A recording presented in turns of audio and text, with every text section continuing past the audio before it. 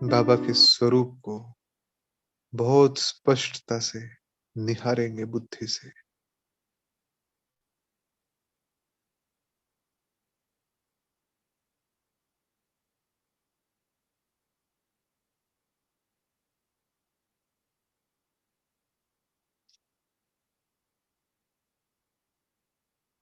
शिव बाबा ब्रह्मा तन का आधार लेकर हमें इस सृष्टि के आदि मध्य अंत की हर गुह्य बात बहुत प्यार से, बहुत तसल्ली से समझाते हैं।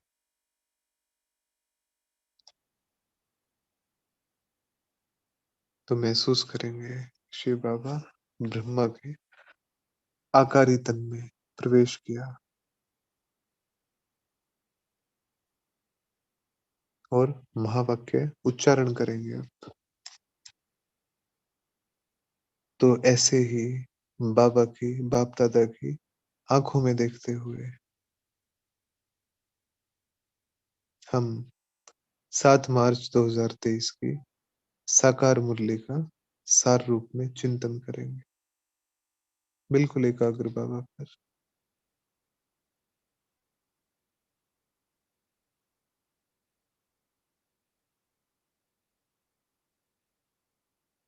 और जो भी बाबा के महावाक्य उच्चारण होंगे उन्हें सारी रचना में फैलता हुआ महसूस करें, उस ज्ञान के प्रकंपन।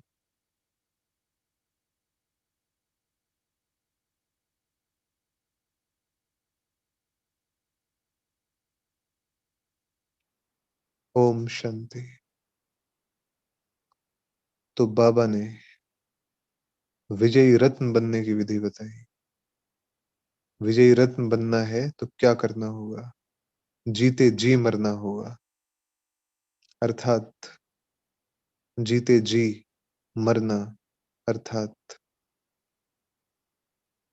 बिल्कुल बिंदु, अर्थात देही अभिमानी, कि मैं देह नहीं, देही हूं, इसको चलाने वाली हूं, इसकी मालिक हूं, देही हूं, देह नहीं हूं। तो जब जीते जी मरकर, जीते जी मरना अर्थात पुरानी सब चीजों से मर जाना, जो स्मृतियां हैं वो भी नहीं, जो वृत्ति है वो भी नहीं, जो दृष्टि है वो भी नहीं, और जो कृति है वो भी नहीं, सब कुछ नया। तो विजय रत्न बनने के लिए बिल्कुल सबसे पहले देह से अलग, फिर देह की दुनिया से अलग, तो विजय रत्न सहज बन जाएंगे और बाप के गले का हार बनेंगे। तो बाबा ने प्रश्न पूछा कि सुदर्शन चक्र का राज स्पष्ट होते हुए भी बच्चों में धारणा नंबरवार होती है, क्यों? अब बहुत गहराई से सुनेंगे, क्योंकि यह ड्रामा बहुत कायदे अनुसार बना हुआ है।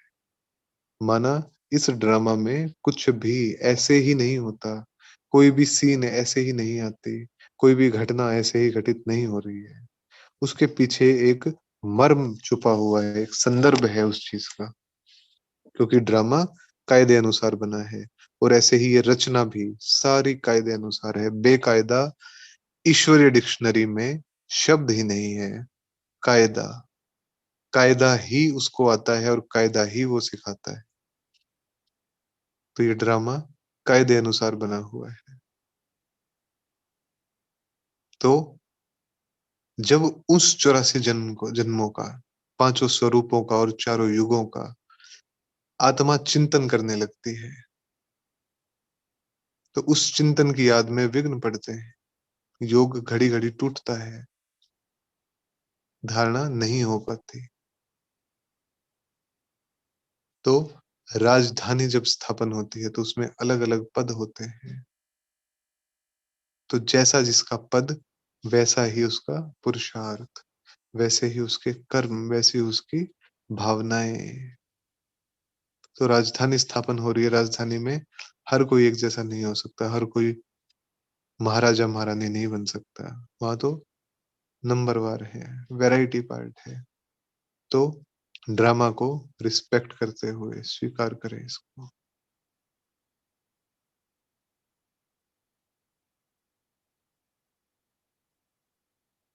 कि जो भी हो रहा है, जैसे भी हो रहा है, सर्वश्रेष्ठ है, सर्वश्रेष्ठ है।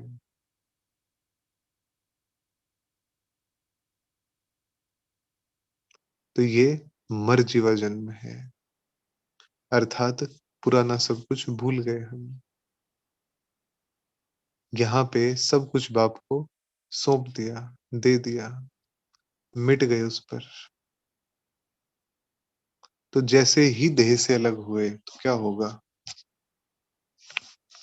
इस देह से अलग हुए तो जितना भी विस्तार है इस देह के संबंधों का, संपर्क का, व्यवहार का, वो सब गायब। उससे बिल्कुल अलग। तो बार बार हमें देह से अलग होने की प्रैक्टिस विशेष रूप से करनी है। तो वास्तव में जब हम योग करते हैं तो आत्मा ऊपर नहीं जाती, बुद्धि ऊपर जाती है। और बुद्धि के द्वारा, बुद्धि बल से, बुद्धि बल से हम बाबा के पास जाते हैं। आत्मा तो शरीर में ही रहती है, लेकिन चेतना बदल जाती है। तो मर्जी अर्थात चेतना का बदल जाना।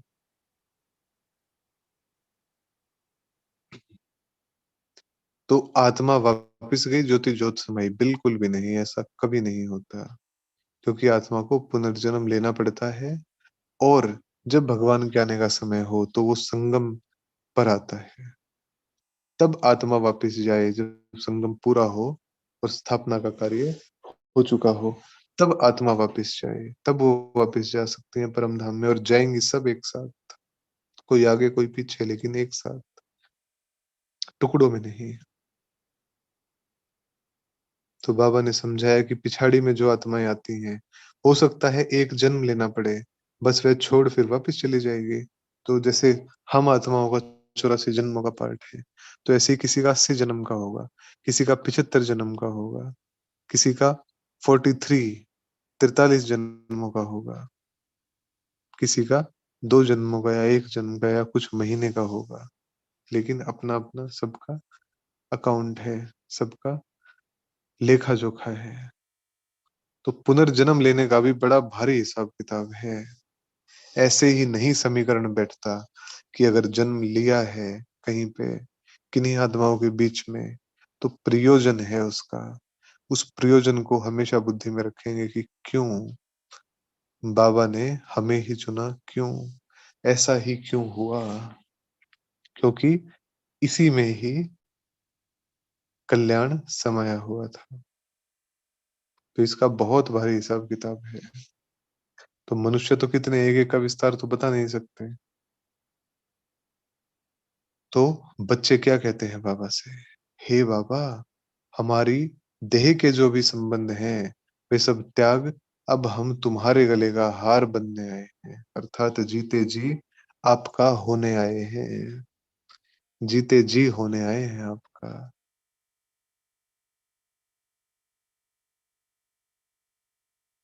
तो पुरुषार्थ तो शरीर के साथ करना पड़ेगा। अकेली आत्मा तो पुरुषार्थ कर ना सके, कि देह नहीं है, लेकिन आत्मा पुरुषार्थ कर रही है। नहीं, शरीर के साथ, शरीर में रहते पुरुषार्थ करना पड़ेगा। शरीर में रहते पुरुषार्थ करना पड़ेगा। तो बाबा फिर से समझाते हैं कि शिव को मुख्य रखते हैं। शिव को तो समझेंगे कि यह परमपिता परमात्मा है, उनकी पूजा होती है, तो शिव को मुख्य रखेंगे। आत्माएं तो ढेर हैं, तो उनका चित्रण शालिग्राम के रूप में है।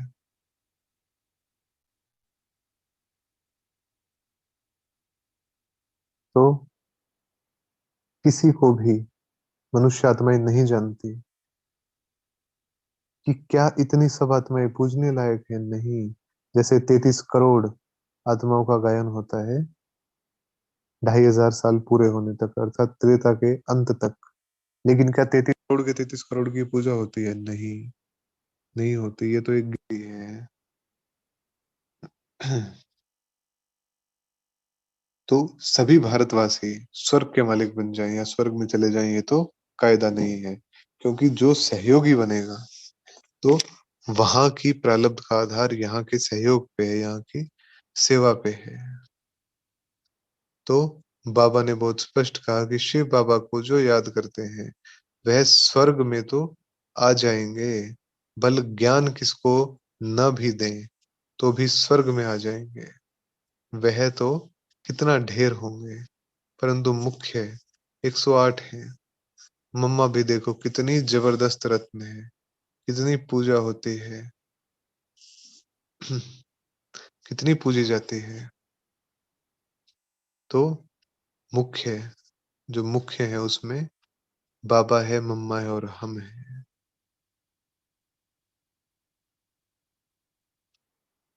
तो अब हम बच्चों को देही अभिमानी बनना है। देही अभिमानी अर्थात स्थिर हो जाएंगे एक बार अपनी आंखों के पीछे और ब्रेन के नीचे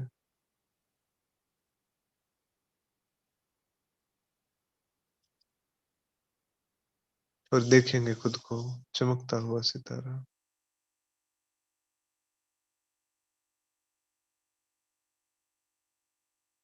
और महसूस करेंगे सामने की तरफ आंखें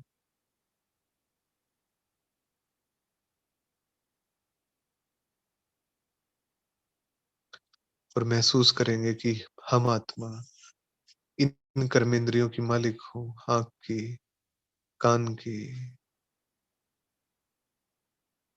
जो भी हमारी कर्मेंद्रियाँ हैं, हम इनकी मालिक हैं, इनको चलाने वाले हैं। हम ये नहीं हैं, हम ये नहीं हैं, लेकिन इसको चलाने वाली ज्योति बिंदु आत्मा है, अर्थात देही है। तो ये अभ्यास बार-बार क्योंकि जन्म-जन्मांतर हम देह अभिमान में रहते आए हैं। तो अब देही अभिमानी बनना है इस अंतिम जन्म में क्योंकि सबसे पहला पाठ ही बाबा ने ये पक्का कराया कि शरीर से अलग देही करवाने वाली, करने वाली नहीं, मालिक।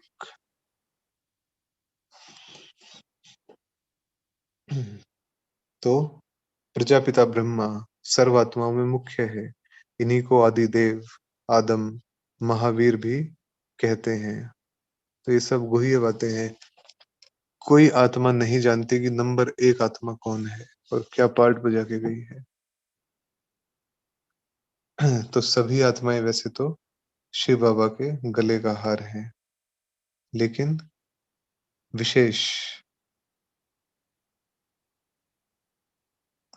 विशेष आत्माएं जो सहयोगी बनती हैं, वो वो मस्तक की मणि है। तो आत्माएं अविनाशी है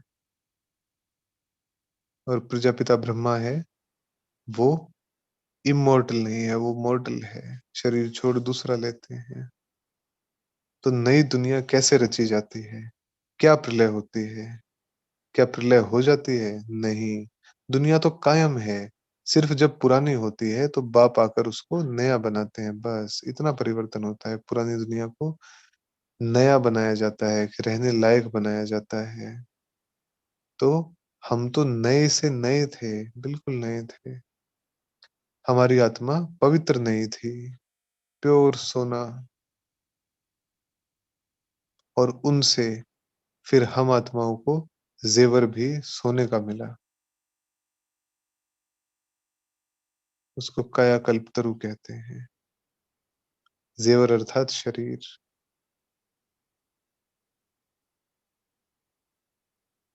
तो एवरेज आयु इस युग में कितनी होती है? 40 से 45 वर्ष होती है। कोई-कोई करके 100 वर्ष तक पहुँचते हैं, लेकिन वहाँ हमारी एवरेज आयु 125 वर्ष होती है। इससे कम नहीं होती, वैसे तो 150 वर्ष होती है, लेकिन एवरेज निकाली है बाबा ने कि एवरेज इतनी होती है। अकाली मृत्यु नहीं होती, कभी भी चलते-फिरते नहीं होता ऐसा कुछ। तो सबसे पहले हैं हम ब्रह्मा मुख वंशावली। ब्रह्मा मुख वंशावली। तो इस पुरानी दुनिया से जीते जी मरना है। स्वर्ग का वर्षा देने के लिए लायक बनना है और लायक बनाते हैं। गृहस्थ व्यवहार में रहते पवित्र बन बाप का बनना है और बनाना है। तो बाबा आता ही तो इसलिए है कि हम पावन बने और पावन दुनिया का स्थापना का कार्य संपन्न हो।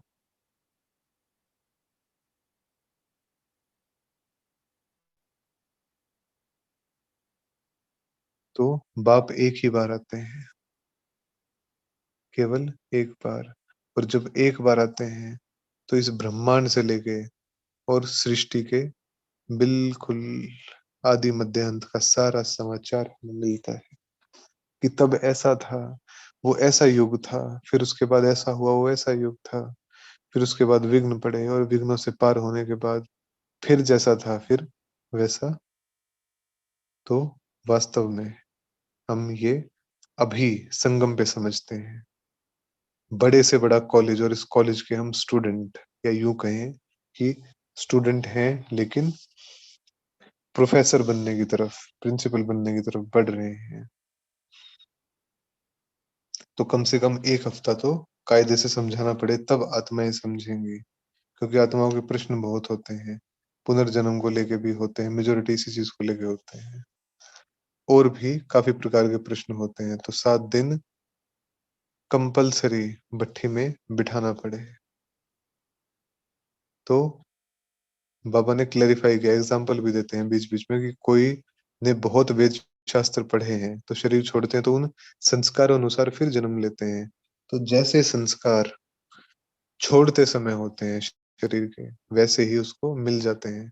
तो छोटेपन में ही शास्त्र अध्ययन हो जाते हैं क्योंकि पहले किया हुआ है। इसलिए छोटेपन में नाम मात्र तो लगाना पड़ता है, लेकिन उन्हीं संस्कारों के आधार पर जन्म लेते हैं और वो संस्कार इमर्ज होते हैं फिर। नाम मात्र केवल एक ऐसा माहौल क्रिएट होता है कि वो इमर्ज हों उस माहौल में। तो जो संस्कार लेके जाते हैं वही इमर्ज होते हैं।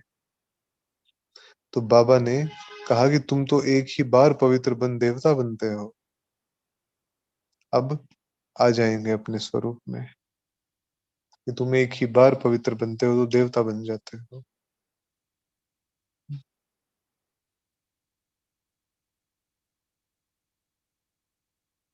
तो देखेंगे खुद को परिज़ादा बनते हुए।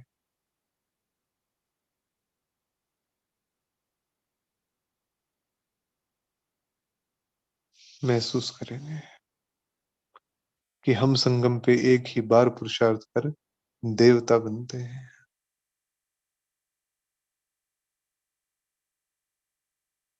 तो जिस बाबा से हमें ये वंडर से वंडर मिलता है, तो वे कितना ऊँचा है। और रोज़ कहते हैं कि गुह्य बातें सुनाता हूँ, गुह्य बातें सुनाता हूँ।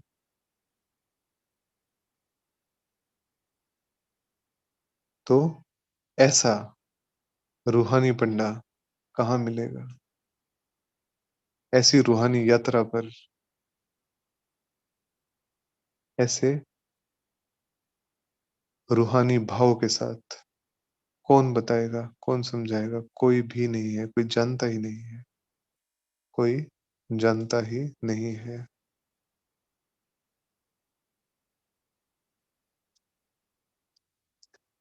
तो बाबा बहुत स्पष्टता के साथ फिर से याद दिलाते हैं कि मैं तुम्हें ब्रह्मा के मुख द्वारा रचता हूँ और स्वर्ग का मालिक बनाता हूँ। ये बहुत वंडरफुल बातें हैं। सुदर्शन चक्रधारी तुम्हें बनाकर फिर चक्रवर्ती, सम्राट और समाग्री बनाता हूँ।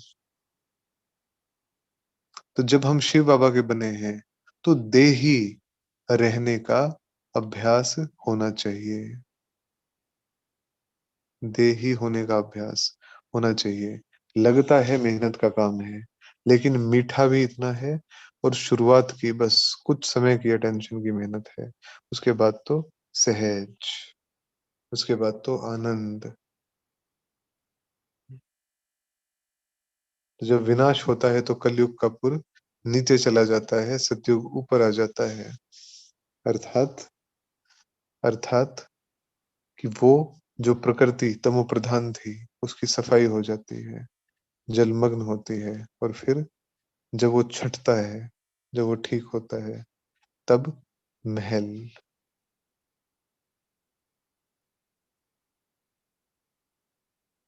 तो बाबा ने कहा कि जब विनाश होता है तो कलयुग का पुर नीचे चला जाता है। अर्थात जो भी यहाँ का है वो सब परिवर्तन और जो भी सतयुग का है वो सब बाहर आ जाता है, क्योंकि सोचिए अगर इस दुनिया में इस समय सोना निकलने लगे, भले ही कैसा भी हो, कितना भी हो, लेकिन एक हाहाकार मच जाएगा। लेकिन वो दुनिया तो सोने की है, सब भाग पड़ेंगे लूटने के लिए। इसीलिए वो सब चीज़ें यहाँ नहीं हैं। तो आत्माएँ बिल्कुल एक्यूरेट इस ड्रामा में नोंधी हुई हैं और ये ड्रामा भी बिल्कुल एक्यूरेट चलता है। तो दिखाया भी है कि यहाँ पे तो हम सम्मुख डांस देखते हैं और क्या दिखाते हैं कि गोप-गोपी ने कृष्ण को डांस कराई। तो यह इस समय की बात है। चातरक बच्चों के सामने बाप की मुरली चलती है, अर्थात जो मिठास लेके सुनते हैं, उनके सामने बाबा की मुरली चलती है। तो ये बहुत गहराई से हमें समझना है, हमें सीखना है कि बेहद के बाप से स्वर्ग का वर्षा ले रहे हैं। आया ही वर्षा देने के लिए है, आया ही स्वर्ग की स्थापना के लिए है। तो वो रचयिता है, रचयिता है तो श्रेष्ठ ही उसकी रचना होगी। तो स्वर्ग ही रचेंगे, क्योंकि स्वर्ग ही सतयुग की दुनिया ही सर्वोच्च दुनिया है, संपूर्ण दुनिया है। तो बच्चों को मेहनत कर ये सब बातें धारण करनी है कि बाबा से स्वर्ग का वर्षा हम ले रहे हैं, ले रहे हैं। तो यह चक्र तो ब्राह्मण ही याद कर सकते हैं और किसी को इस चक्र का ज्ञान ही नहीं है तो याद कैसे करेंगे? ब्राह्मण ही कर सकते हैं, अर्थात हम सभी की बुद्धि बिल्कुल एकाग्र।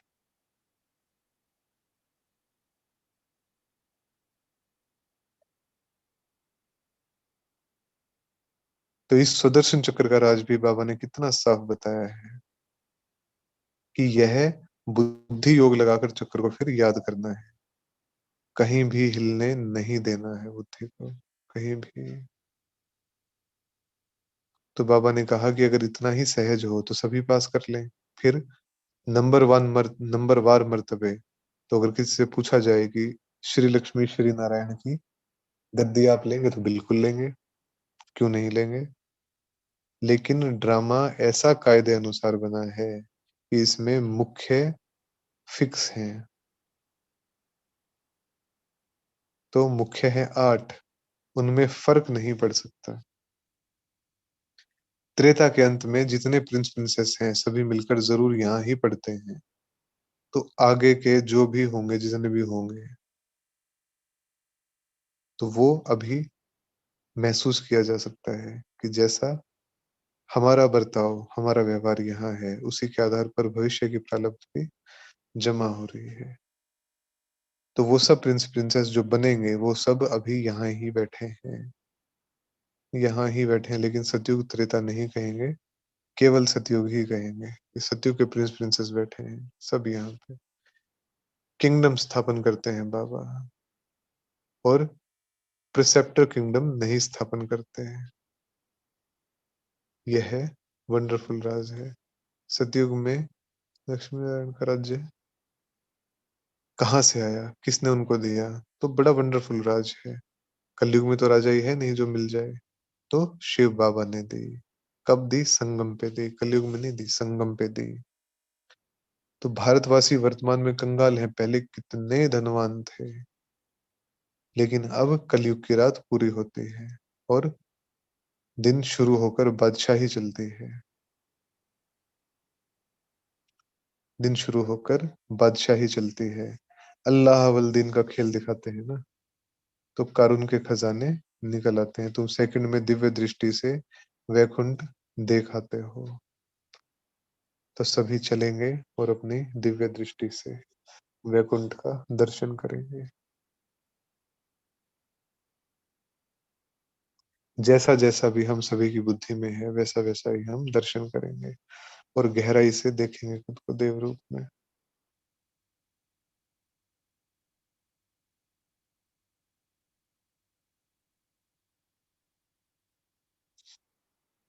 स्वर्णिम दुनिया, स्वर्णिम प्रकृति,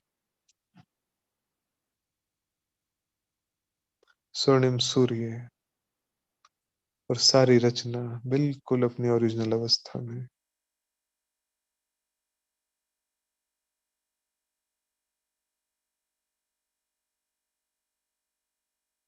ये राजधानी, ये दुनिया हमारी है। हम इसको स्थापन कर रहे हैं। सुखों की दुनिया, समरसता की दुनिया, एकत्व की दुनिया, मधुरता की, मिठास की दुनिया। तो ऐसी दुनिया की स्थापना के हम निमित्त हैं और ऐसी दुनिया को ही स्थापन करने के लिए बाबा आते हैं। तो बादशाही चलने वाली है हमारी। तो बादशाही को फिर से याद कर लेंगे, बादशाही चलने वाली है।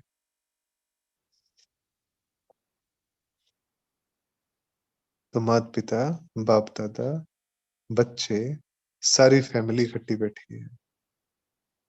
मीठे-मीठे सिक्की-लदे बच्चों प्रति माता-पिता, बाप-दादा का याद प्यार और गुड मॉर्निंग। रूहानी बाप की रूहानी बच्चों को नमस्ते। हम रूहानी बच्चों की रूहानी बाप-दादा को याद प्यार, गुड मॉर्निंग और नमस्ते बाबा। शुक्रिया बाबा।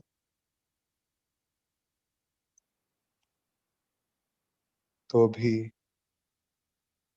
होली के दिन की मुरली है, तो होली के निमित्त बाबा से सर पे हाथ रख के वरदान लेंगे और फिर ये वरदान सर्व आत्माओं प्रति अर्पित करेंगे। अपने पास नहीं रखेंगे, अपनी तिजोरी में छुपा के नहीं रखेंगे, दिल की तिजोरी में नहीं, आत्माओं प्रति अर्पित, सर्व आत्माओं प्रति अर्पित। तो महसूस करेंगे बाबा का हाथ सर पे। होली के अर्थ स्वरूप में स्थित हो, सच्ची होली मनाने वाले, हाईएस्ट होलीएस्ट भव, होली के अर्थ स्वरूप में स्थित होकर सच्ची होली मनाने वाले हाईएस्ट और होलीएस्ट भव।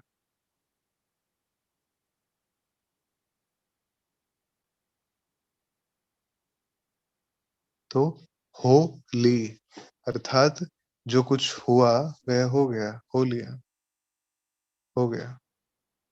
जो सीन हुई होली अर्थात बीत गई, बीती को बीती करने के लिए सदा ड्रामा की ढाल को यूज करो। होली का रंग पक्का तभी लगता है जब हर वक्त ये याद रहता है कि होली जो बीता हो गया। वह कभी ड्रामा की कोई भी सीन देखते क्यों क्या कैसे इन प्रश्नों में उलझते नहीं। सदा ज्ञान मंथन कर अपनी होलीएस्ट और हाईएस्ट स्टेज बना लेते हैं, बहुत ऊंची और बहुत पवित्र।